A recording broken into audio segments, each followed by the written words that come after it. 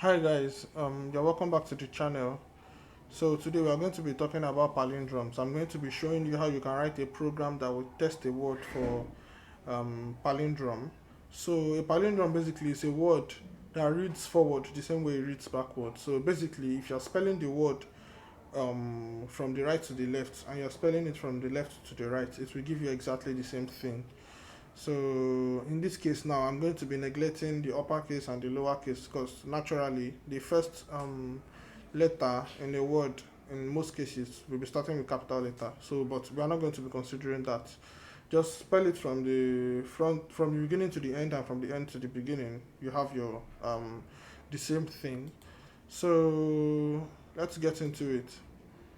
For you to test for a palindrome, the first thing you want to do is to declare a variable your input word.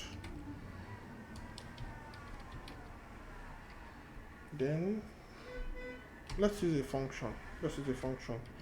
Def palindrome. So palindrome just word, okay? So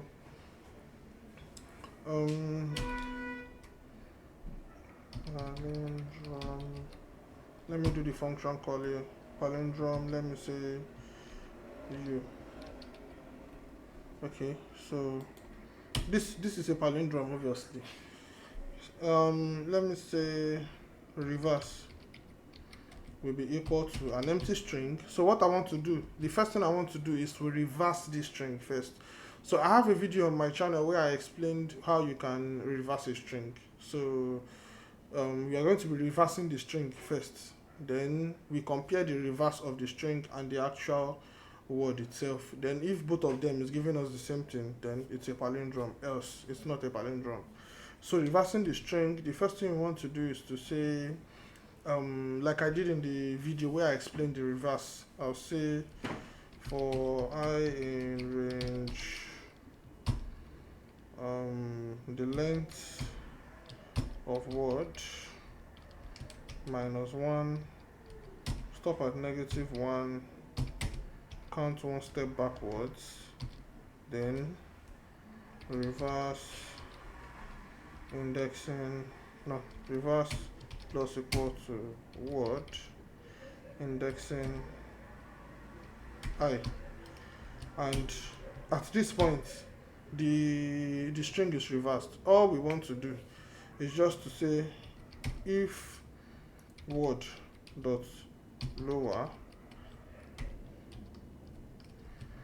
is the same thing as reverse dot lower. I want to convert everything to lowercase, so I've taken away the ambiguity of having capital letters and small letters at a point in the word. So you return true, return false. So in a particular function, you can have multiple return statements, but as soon as the logic of the particular function hits the first return statement, it negates every other one automatically because it breaks out of the loop. So after breaking out of the it breaks out of the function rather, it leaves the function. So after leaving the function, no other return statements will be executed. So that is why I'm at liberty to do this over here. So because if it encounters this one, it will just break out of the whole function and return true. But if it doesn't hit this one for one reason or the other, then it will just return false. So let's try this. You can see it's giving me true. Let me put R at the end. You see it's giving me false. So basically, let me try another word, radar. You can see it's giving me true, but if I put another R here, or maybe you can see it negates it.